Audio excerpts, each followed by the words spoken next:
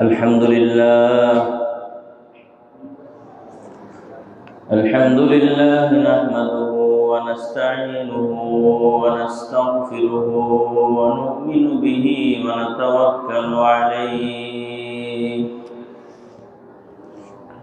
ونعوذ بالله من شرور أنفسنا ومن سيئات أعمالنا من يهده الله فلا مضل له ومن يضلله فلا هادي له ونشهد أن سيدنا وسندنا وطبيبنا وطبيب قلوبنا ومولانا محمدا عبده ورسوله. قال الله تبارك وتعالى في كلامه المجيد والفرقان الحميد: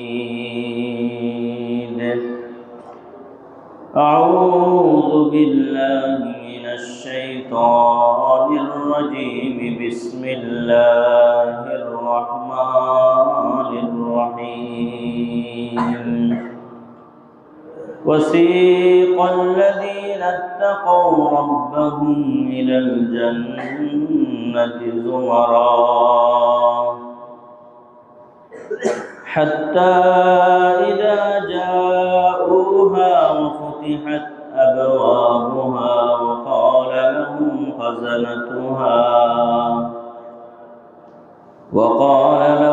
خزنتها سلام عليكم طبتم فادخلوها خالدين.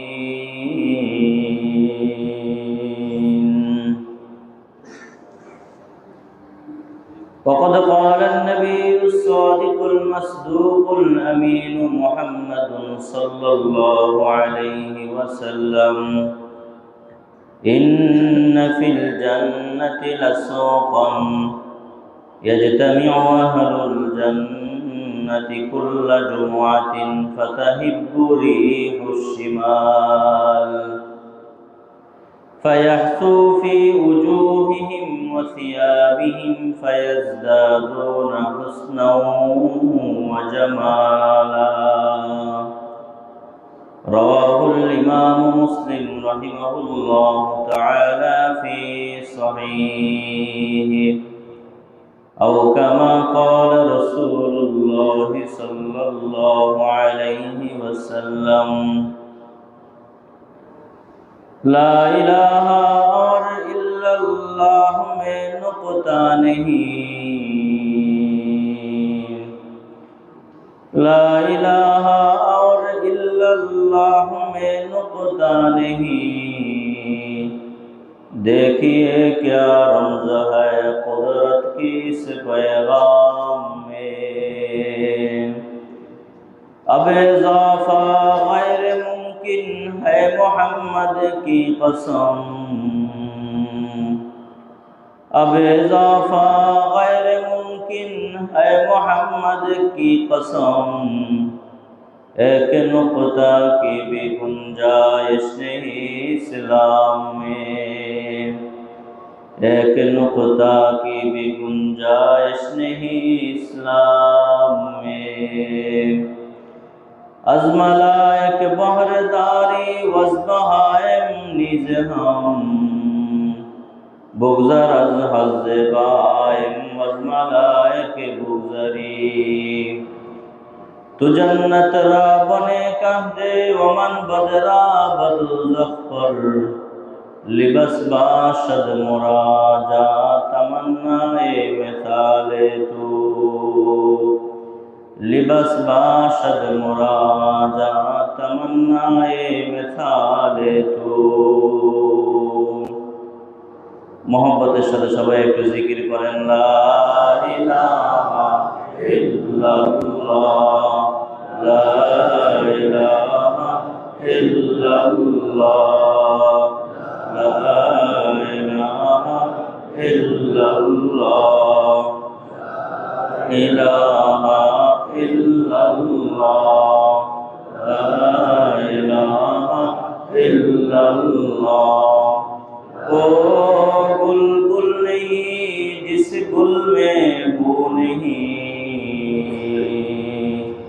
ओ बुलबुल नहीं जिस गुल में बू नहीं ओ दिल दिल नहीं जिस दिल में अल्लाह नहीं ला इलाहा इल्लल्लाह ला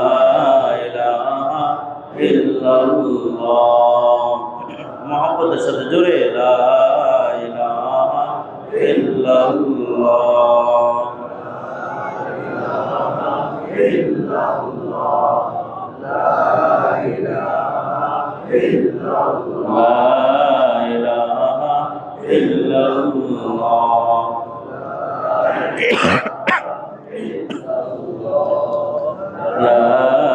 इलाहा इल्लल्लाह ला इलाहा इल्लल्लाह मुहम्मदुर रसूलुल्लाह। महान अल्लाह जल्ल शानुहु आम्मा नवालुहु এর আযীম শান দরবারে শুকর আদায় করছি যে রব্বে করিম আমাদেরকে বড়ই ভালোবেসে মহব্বত করে জুমার নামাজ আদায় করবার জন্য আমাদেরকে মসজিদে আসবার বসবার তৌফিক দান করেছেন। এরই সাথে কিছু কথা বলা এবং শোনার মন মানসিকতা নিয়ে আমাদের অনেক মায়ের অনেক সন্তানকে একত্রিত হওয়ার সুযোগ করে দিয়েছেন। এজন্য সব ভাই বলিষ্ঠ কণ্ঠে উচ্চ আওয়াজে সমস্বরে সকলেই বলি আলহামদুলিল্লাহ। আমার ভাই আমার বন্ধুগণ, আল্লাহ আমাদেরকে অনেক ভালোবাসেন বলেই এইভাবে প্রতি জুমায় সশরীরে সবান্ধবে উপস্থিত হওয়ার তৌফিক দান করেন। এটা আল্লাহ তাআলার একটা ভালোবাসার চূড়ান্ত দৃষ্টান্ত। কত মানুষ আছে বয়সও আপনার মতো আমার মতো, দেখতেও আমার থেকে বেশি একটা খারাপ দেখা যায় না, অর্থকরীও আমার থেকে কম নাই, জন্মগ্রহণ করেছে মুসলিম মায়ের ঘরে, আমাদের দেশেই বসবাস করে, কিন্তু দুর্ভাগ্যজনক হলেও সত্য ওই লোকটা কোনোদিন আল্লাহকে স্মরণ করার জন্যে, আল্লাহর ডাকে সাড়া দেওয়ার জন্যে, তার প্রভুর কুদরতি কদমে সিজদা দেওয়ার জন্য একটা বারও মসজিদে আসতে পারে না। আল্লাহ আমাকে প্রতি জুমায় তৌফিক দিচ্ছেন, আল্লাহ আমাকে প্রতি ওয়াক্ত নামাজ পড়ার শক্তি দিচ্ছেন। এজন্যই তো হাজী ইমদাদুল্লাহ মুহাজির মক্কি রহমতুল্লাহ আলাইহি বলেছেন, উনি মাসালা ইস্তেমবাদ করেছেন, মাসালা বের করেছেন, अगर एक इबादत करने के बाद दूसरी इबादत की तौफीक मिल जाए तो समझो अल्लाह ने तुमका पहला अमल कबूल कर लिया। যদি এক ইবাদত করার পরে আরেক ইবাদতের তৌফিক মিলে যায়, যদি এক কাজ করার পরে আরেক নেক আমলের সুযোগ তোমার হয়ে যায়, ও মুসলমান, তাহলে তুমি এই বিশ্বাস রাখো আল্লাহ তোমার প্রথম আমলটা কবুল করে নিয়েছে। এজন্য জুমার দিন মসজিদে আসতে পারা অনেক সৌভাগ্যের বিষয়। আর প্রতিদিন 5 ওয়াক্ত নামাজে আল্লাহর দরবারে হাজিরা দিতে পারা, এটাও অনেক বড় সৌভাগ্যের। প্রিয় ভাই ও বন্ধুগণ, জান্নাত নিয়ে আলোচনা চলছিল। আসলে 3 জুমা শেষ হয়েছে, জান্নাত নিয়ে আলোচনা শেষ হয় নাই। এভাবে যদি আরো অনেক জুমা যেতে থাকে, জান্নাতের আলোচনা শেষ হবে না। আর এই আলোচনাগুলো করা অনেক দরকার, বেশি দরকার। তার কারণ হলো, এই পৃথিবীতে আমাদের বেঁচে থাকা যতটা না জরুরি, বেঁচে থাকার জন্য আমাদের জন্য পানির যতটুকু জরুরি, পানি পান করা যতটুকু জরুরি, এই বেঁচে থাকার জন্য খাদ্য খাবার গ্রহণ করা যতটুকু জরুরি, বেঁচে থাকার জন্য আমার হাত পা, আমার মগজ দেমাগ এগুলো যেমন জরুরি, আমার শ্বাস নিঃশ্বাস প্রশ্বাস এগুলো যেমন জরুরি, তার থেকে 1000 গুণ বেশি জরুরি কাল কিয়ামতের ময়দানে মহান প্রভুর পক্ষ থেকে আপনার জন্য জান্নাতের ফায়সালা হওয়া, জাহান্নাম থেকে বের করে আপনাকে জান্নাতের বাসিন্দা বানিয়ে দেওয়া। ঠিক কিনা বলুন?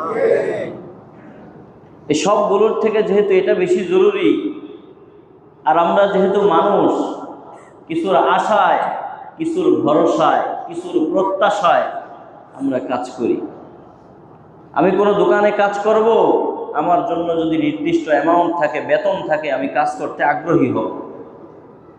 তো জান্নাতের নাজ নিয়ামতগুলো শুনে অন্তত একটা মানুষের দিল যদি তৈরি হয়ে যায়, একটা মানুষ যদি মনে করে এই জান্নাতে আমাকে যেতেই হবে, আমি যাবই, যেই কোনো মূল্যে, যেই কোনো ক্রমে, যে কোনোভাবে, যত বাধা বিঘ্নতা আমার সামনে আসুক না কেন, সব বাধা বিঘ্নতাকে দোপায়ে দোলে আমি জান্নাতে যাবই, মুসলমান যদি এই দৃঢ় প্রত্যয় গ্রহণ করে, এই আজম বিল জজম যদি একজনের মুমিনে কাজ করে, আমি নিশ্চিত ওই মুমিন কোনোদিন গুনাহ করতে পারে না। ঠিক কিনা বলেন?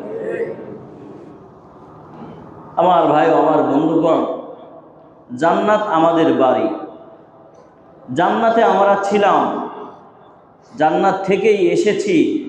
আল্লাহ চাহে তো আমরা আবারও আল্লাহর জান্নাতে যাব ইনশাআল্লাহ। মনে করেন কুমিল্লা থেকে কোনো গাড়ি ঢাকাতে আসা যাওয়া করে, ওই গাড়ির বাহিরে লেখা থাকে কুমিল্লা টু ঢাকা। এই লেখাটা কখন থাকে? যদি গাড়ির মালিকের বাড়ি কুমিল্লা হয়। কিন্তু যদি গাড়ির মালিকের বাড়ি ঢাকা হয়, তাহলে ওখানে লেখা থাকে ঢাকা টু কুমিল্লা।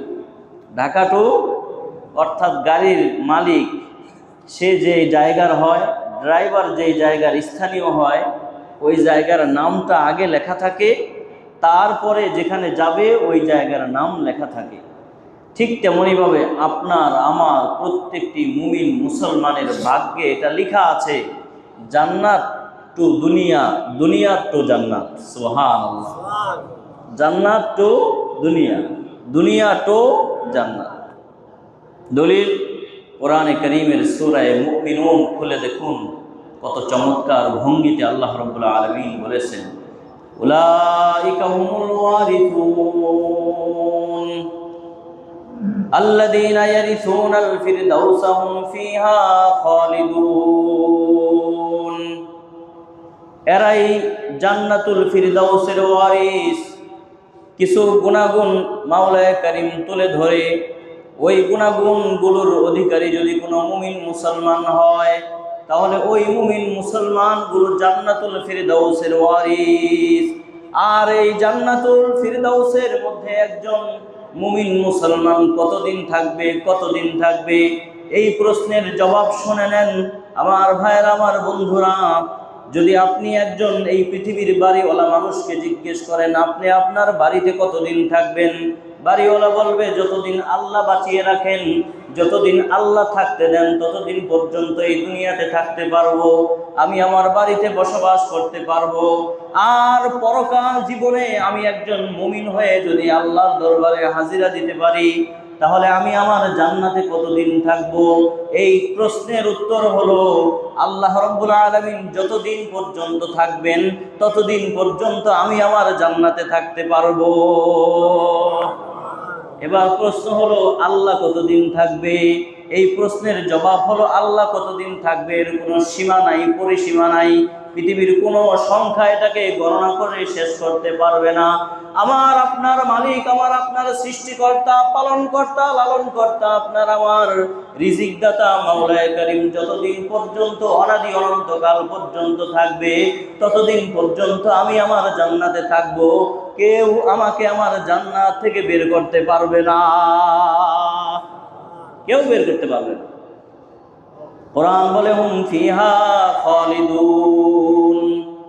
স্থায়িত্ব বোঝানোর জন্য, স্থায়িত্ব বোঝানোর জন্য এটা অনেক অনেক বড় একটা শব্দ, অনেক দামি একটা শব্দ।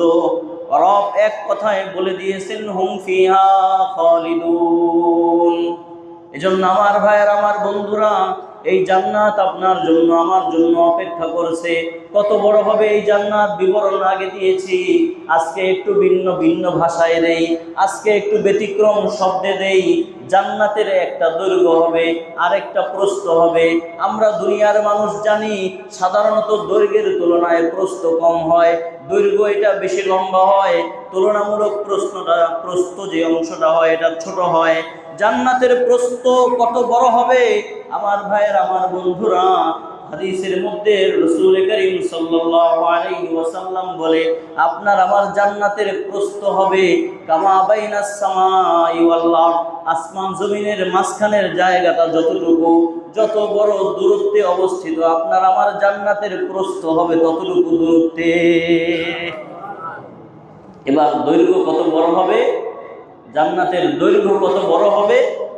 বলে জান্নাতের দৈর্ঘ্য গণনা করা, জান্নাতের দৈর্ঘ্য পরিমাপ করে বের করা এটা কোনো মানুষের পক্ষে সম্ভব নয়। লা ইয়ালামু আহাদান ইল্লাল্লাহ, একমাত্র আল্লাহই জানেন জান্নাতের দৈর্ঘ্য কত বড় হবে।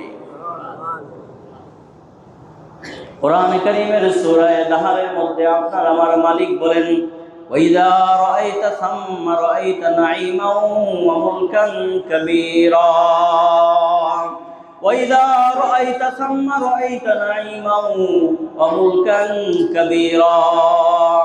এই জান্নাত যখন তুমি দেখবে, এই জান্নাতে যখন তুমি চলে যাবে, তখন সেখানে তুমি দেখতে পারবে নাঈমা, অনেক সুন্দর সুন্দর নিয়ামত মাওলায়ে কারীম আপনার আমার জন্য প্রস্তুত করে রেখেছেন।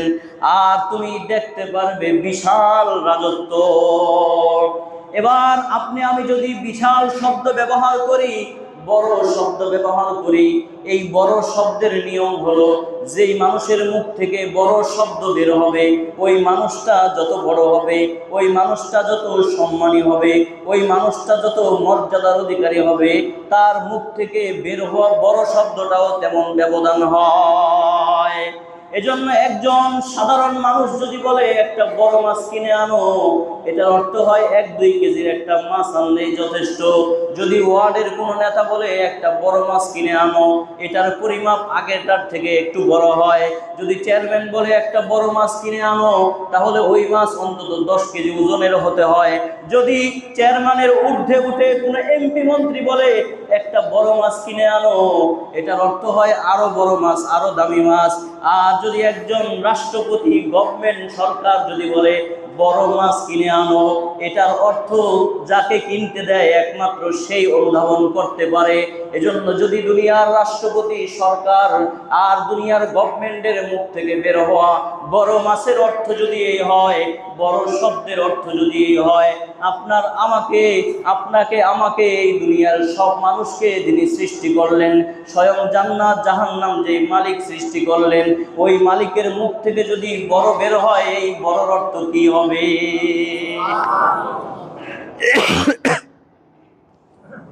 আমার ভাইয়া, বোঝা যায় অনেক বড় জান্নাত, বিশাল বড় জান্নাত।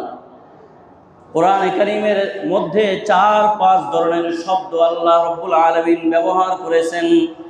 জান্নাতবাসীরা যখন জান্নাতে যাবে তখন তারা কি নিয়ামত পাবে, খুব ভালো করে খেয়াল করে আমার কথাগুলো বোঝার চেষ্টা করেন, অনুধাবন করার চেষ্টা করেন। কোন আয়াতের মধ্যে রব্বুল আলামিন বলেন আজরান কাবীরা। 2 নম্বর কোন আয়াতের মধ্যে রব্বুল আলামিন বলেন আজরান কারীমা। অপর 3 নম্বর আয়াতের মধ্যে মাওলায়ে কারীম বলে আজরান আযীমা। 4 নম্বর কোন আয়াতের মধ্যে রব্বুল আলামিন বলেন আজরান হাসানা। 5 নম্বর কোন আয়াতের মধ্যে আল্লাহ রাব্বুল আলামিন বলেন আজরান গায়রা মামনুন। বলেন আল্লাহু আকবার। 5 ধরনের শব্দ ব্যবহার করে আল্লাহ তাআলা বান্দাকে বোঝাচ্ছেন, ও বান্দা, যদি তুমি আজরে কাবীরে সন্তুষ্ট না হও, আজরে আজিম দেখো। আজরে আজিমে যদি সন্তুষ্ট না হও, আজরে কারীম দেখো। আজরে কারীম যদি তুমি সন্তুষ্ট না হও, তাহলে তুমি ওই আজরান গায়রা মামনুন দেখে হলেও আমার জান্নাতমুখী হও, আমার জান্নাতকে উপার্জন করার চেষ্টা করো। এবার প্রশ্ন হলো, হুজুর আজরে কাবীর অর্থ কি? আজরে কাবীর অর্থ হলো বড় প্রতিদান, আজরান হাসানা অর্থ হলো সুন্দর প্রতিদান, আজরান কারীমা অর্থ হলো সম্মানজনক প্রতিদান, আজরান আযীমা এর অর্থ হলো মহান প্রতিদান, আর আজরান গায়রা মামনুনের অর্থ হলো নিরবচ্ছিন্ন প্রতিদান। অর্থাৎ এমন প্রতিদান যা কোনোদিন শেষ হবে না, যেই নিয়ামতের কোনো কুল কিনারা নাই। আল্লাহু আকবার। এবার 5 ধরনের শব্দ মাওলানা কারীম ব্যবহার করলেন। মুফাসসিরিনে কেরাম বলেছেন, একজন মুমিন বান্দা যদি জান্নাতে যাওয়ার পরে বলে, আল্লাহ আমি এক ধরনের আজর চাই না, প্রতিদান চাই না, আপনি কোরআনের মধ্যে যেই 5 ধরনের আজর তথা প্রতিদানের কথা বলেছেন, আমি এই জান্নাতের মধ্যে 5 ধরনের রিজিক চাই, 5 ধরনের নিয়ামত চাই, 5 ধরনের প্রতিদান চাই। একজন প্রকৃত জান্নাতবাসীদের জন্য আল্লাহ তাআলা জান্নাতের ভেতরে 5 ধরনের প্রতিদানের ব্যবস্থা করবে। 5 ধরনের একসাথে দিয়ে দিবে, সব কিছুর জামে হবে, জান্নাতে সব কিছু জমা হবে। অথবা আরেক ব্যাখ্যা যদি বলি তাহলে বলতে হবে, কোন নিয়ামত কোন দিক থেকে কাবীর হবে, কোন নিয়ামত কোন দিক থেকে আজিম হবে, কোন নিয়ামত কোন দিক থেকে করিম হবে, কোন নিয়ামত কোন দিক থেকে হাসান হবে, আর কোন নিয়ামত কোন দিক থেকে গায়রে মামনুন হবে। বলেন আল্লাহু আকবার। আমার ভাইয়ের, আমার বন্ধুরা, জান্নাতবাসী যখন জান্নাতে যাবে তখন পড়ন্ত বিকালে একদিন ঘোরার জন্য নদীর পাড়ে যাবে। নদীর পাড়ে যখন উপস্থিত হবে আর জান্নাতের মনোমুগ্ধকর হাওয়ার বাতাস যখন সে উপভোগ করতে থাকবে, এমন সময় তার দৃষ্টি হঠাৎ করে চলে যাবে ওই নদীর মাঝখানে, সাগরের মাঝখানে। সে দেখতে পারবে এক বিশাল মাছ মাথা উঁচু করে তার দিকে তাকিয়ে আছে। এই মাছটা দেখে জান্নাতবাসীর একটু মনে চাইবে। বলেন তো কি মনে চাইবে? মাছের লগে ঝগড়া করতে না, ওই মাছ খেতে মনে চাইবে। তখন মাছ বলবে আরবি ভাষায়, আতাকুলুনি, আপনি কি আমাকে খাবেন? আমাকে খেতে মনে চায়। মাছ আরবিতে কথা বলবে। তাহলে যেই জান্নাতের একটা পশু পাখি প্রাণী, হাইওয়ানাত, কায়নাত, জামাদাত, নাবাতাত, হাসারত সব কিছু যখন আরবি ভাষায় কথা বলবে, পরিবেশটা কেমন হবে? ঠিক কিনা বলেন? আমার ভাইয়ের, আমার বন্ধুরা, মাছ বলবে আতাকুলুনি, আমাকে কি খেতে মনে চায়? তখন ওই ব্যক্তি বলবে অবশ্যই খেতে মনে চায়। তখন মাছ বলবে আমাতুইয়ান আম্মাশুইয়ান, ভুনা খাবা নাকি ঝোল হিসেবে আমাকে খাবা? যেইভাবে খেতে মনে চায় শুধু একটু মুখ থেকে উচ্চারণ করো। যদি আমার মনে হয় ঢাকার মানুষ হয় তাহলে বলবে আমাকে ফ্রাই করে আমার সামনে উপস্থাপন করো। আর যদি নোয়াখালীর মুসলমান হয় তাহলে বলবে একটু বেশি ঝাল দিয়ে, ঝাল হয়ে আমার সামনে উপস্থাপিত হও। যাই হোক, ওই মুমিন বান্দা যখন তার জবান থেকে বের করবে আমি ভুনা খেতে চাই অথবা ঝোল খেতে চাই, যেইভাবে উপস্থাপন করবে সাথে সাথে সমুদ্রের ওই বিশাল মাছটা ভুনা হয়ে তার সামনে উপস্থাপিত হয়ে যাবে। এবার যখন এত বড় মাছ খেয়েছে তখন তো কাটা কি করবে? ওই কাটাগুলো সামনে রেখে দিয়েছে। কাটাগুলো সামনে রাখার পরে এই কাটাগুলো মাছের রূপ ধারণ করে মাছ হয়ে আবার সমুদ্রের মধ্যে চলে যাবে। তখন ওই লোকটা আশ্চর্যান্বিত হয়ে বলতে থাকবে, ওয়া আজাবা, ওয়া আজাবা, হায় হায়, আশ্চর্যের বিষয়, কাটা আবার কেমনে মাছ হয়? একটা কাটা, এই মাছ, তুমি তো জীবিত ছিলা, আমি তোমাকে খেয়ে ফেললাম, শুধু থাকলো কাটা, এই কাটা আবার কেমনে মাছ হলো? তখন মাছ আবার আরবি ভাষায় জবাব দিয়ে বলবে, রব্বুল আলামিন যেদিন তোমাকে হাসরের ময়দানে দাঁড় করিয়েছে, দুনিয়ার জীবনে যেদিন তোমার মৃত্যু একবার হয়েছে, হওয়ার পরে আল্লাহ যেমন জীবিত করে তোমাকে হাসরের মাঠে দাঁড় করিয়েছে, তোমার মৃত্যুর যেমন মৃত্যু হয়ে গেছে, আমি মাছেরও এরকম মৃত্যু হয়ে গেছে, আমার আর কোনো মরণ নাই। বলেন আল্লাহু আকবার। এই আওয়াজে জান্নাতে যাওয়া যাবে না, আরো জোরে।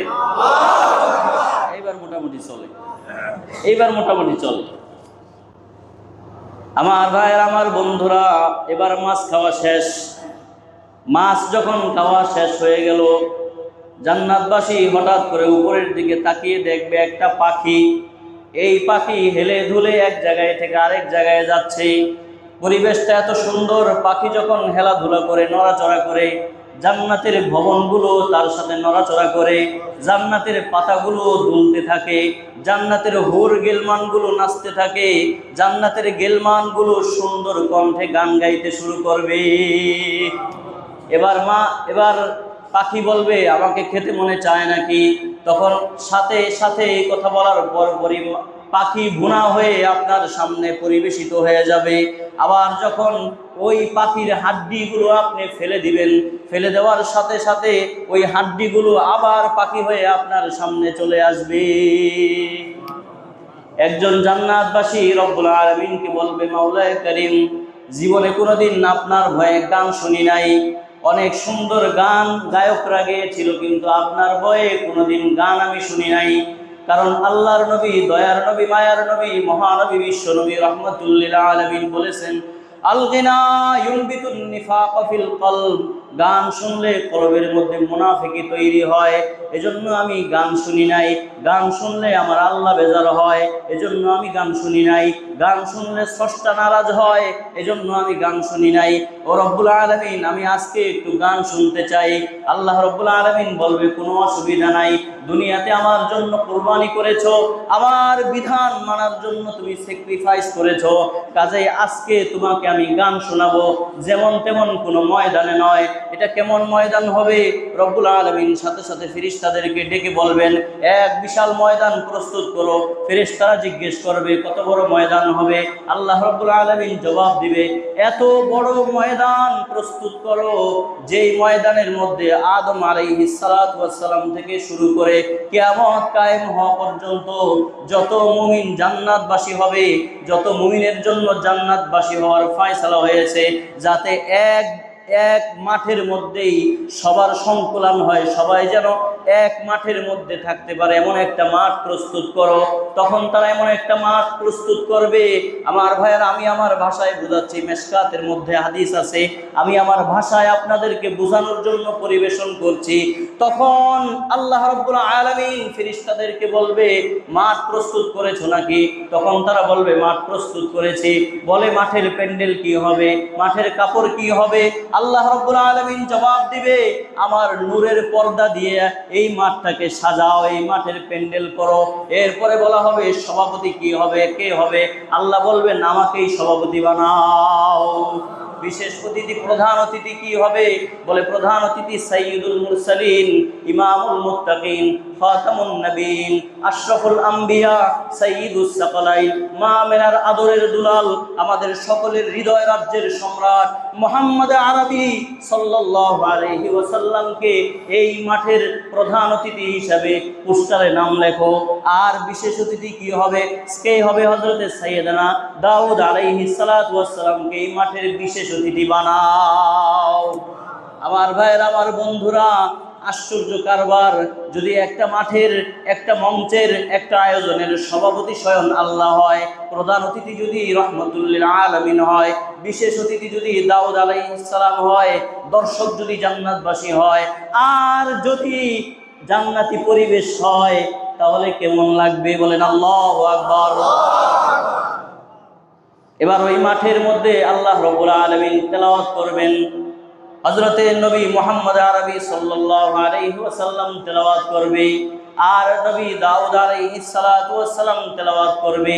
কত সুন্দর পরিবেশ, কত চমৎকার পরিবেশ! জান্নাতবাসীরা সবাই সন্তুষ্ট হয়ে যাবে, খুশি হয়ে যাবে, মনে হবে এমন নিয়ামত, এমন সুন্দর উপভোগময় দৃশ্য আর কোনোদিন অনুধাবন করে নাই।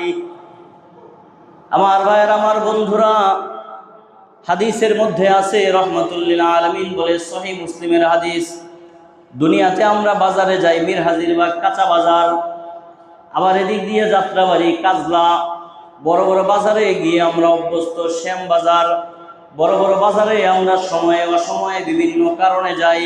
বলে, জান্নাতবাসীদের জন্য একটা জান্নাত থাকবে, ইন্না ফিল জান্নাতি লাসুকান, জান্নাতবাসীদের জন্য একটা বিশাল বাজার হবে। বলে, ওই বাজারের মধ্যে আতুনাহা কুল্লা জুমাতিন, প্রত্যেক শুক্রবার জুমার দিনে জান্নাতবাসীরা একত্রিত হবে। ফাতাহিব্বু রিহুশ শিমাল, অথবা উত্তর দিক থেকে একটা বাতাস এসে ফাতাহসু ফি উজুহিহিম ওয়া থিয়াবিহিম, জান্নাতবাসীদের কাপড়ে ওই বাতাস এসে লাগবে, জান্নাতবাসীদের চেহারা ওই বাতাস স্পর্শ করবে। কেমন হবে? বলে ওই বাতাস তার কাপড়ে তার চেহারায় লাগার সাথে সাথে ফায়াজদাদুনা হুসনাও ওয়া জামালা, জান্নাতবাসীদের চেহারার সৌন্দর্য আরো 1000 গুণ বেড়ে যাবে। ফায়াতুনা ইলা আহলিহিম, অতঃপর তারা তাদের পরিবার পরিজনের কাছে যাবে, পরিবার পরিজনের কাছে আসবে, অর্থাৎ হুর গিলমানের সামনে আসবে। হুর গিলমানরা তাদেরকে দেখে বলবে, একটু আগে আমাদের সামনে থেকে আপনারা গেলেন অমুক বাজারে, ওই বাজারে যাওয়ার আগে আপনাদের চেহারা যতটা সুন্দর ছিল, আসার পর মনে হচ্ছে আরো অনেক বেশি সুন্দর হয়ে গিয়েছেন। তখন জান্নাতবাসীরা বলবে, তোমাদেরকে যেইভাবে জান্নাতে রেখে গেলাম, এসে মনে হচ্ছে তোমাদের চেহারাও আরো অনেক গুণ সুন্দর হয়ে গেছে। আমার ভাইয়ের, আমার বন্ধুরা, জান্নাতবাসীরা যখন জান্নাতে প্রবেশ করবে, প্রত্যেকটা জান্নাতবাসীর চেহারা সৌন্দর্য, জান্নাতবাসীর চেহারার সৌন্দর্য নবী ইউসুফ আলাইহিস সালাতু ওয়াস সালামের মতো হবে, কণ্ঠ নবী দাউদ আলাইহিস সালাতু ওয়াস সালামের মতো হবে, আর চরিত্র বিশ্ব নবী মুহাম্মদুর রাসূলুল্লাহর মতো হয়ে যাবে। আল্লাহু আকবার। কণ্ঠ কার মতো হবে? দাউদ আলাইহিস সালাম। হাদিসের মধ্যে আসছে, আউয়ালু ফিরকাতিন আউয়ালু জুমরাতিন ইয়াদখুলুনাল জান্নাহ, প্রথম যেই দলটা জান্নাতে প্রবেশ করবে তাদের চেহারা কেমন হবে? আলা সূরাতিল কমারি লাইলাতাল বদর, পূর্ণিমার রাতে পূর্ণিমার চাঁদ যেমন সমুজ্জ্বল হয়, আলোকিত হয়, নয়নকাড়া হয়, দিলকাড়া হয়, ঠিক তেমনি ভাবে যারা প্রথম জান্নাতে প্রবেশ করবে তাদের চেহারা ওরকম পূর্ণিমার চাঁদের মতো আলোকিত হয়ে যাবে। এগুলো বলছি, আপনি শুনছেন, 4 জুমা ধরে শুনছেন, একটু অনুভূতি কি ভিতরে এসেছে যে আমাকে জান্নাতে যেতে হবে, আমি জান্নাতে যাবই, এই অনুভূতি আপনাদের মধ্যে আসছে তো? নাকি শুনছেন, কান ভারী করছেন, কিংবা এক কানে ঢোকাচ্ছেন আরেক কান দিয়ে বের করছেন? ভাই, এমন যেন না হয়, এমন যেন না হয়।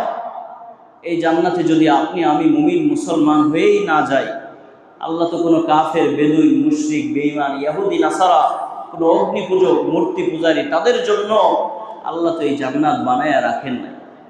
আল্লাহ যা বানিয়েছেন কাদের জন্য? আমাদের জন্য। আমার ভাইয়ের, আমার বন্ধুরা, এবার জান্নাতের খাবার দাবার পর্ব যখন শেষ হলো, এখন আসবে পানীয়র পালা, ঝর্ণার পালা, শরাবের পালা, ড্রিঙ্কসের পালা। কোরআনে কারীমের সূরা মুহাম্মদ 15 নম্বর আয়াতের মধ্যে রব্বুল আলামিন বলেন, মাসালুল জান্নাতিল্লাতী উইদাল মুত্তাকুন ফিহা আনহারুম মিন মাইন গায়রি আসিন وأنهار من لبن لم يتغير طعمه وأنهار من خمر لذة للشاربين وأنهار من عسل مصفى। জান্নাতবাসীদেরকে আল্লাহ তাআলা 4 ধরনের শরাবে তহুরের ঝর্ণা দান করবে। কয় ধরনের? 4 ধরনের। দুনিয়াতে আমরা ফ্রেশ পানি কিনে খাই, পানির উপরে লেখা থাকে ফ্রেশ পানি বা ফ্রেশ ওয়াটার। আবার কেউ কেউ মাম পানি কিনে খায়, আবার কোনো কোনো বোতলের উপরে লেখা দেখবেন কিনলে, কি কিনলে। এগুলো আমরা কিনে পান করি। বাস্তবতা বলেন তো, এই পানি কি শতভাগ বিশুদ্ধ পানি, পরিশোধিত পানি? পান করলেই তো বোঝা যায়, হঠাৎ করে একটা দুর্গন্ধ আসে আর মনে হয় যে এই পানির মধ্যে ভেজাল আছে।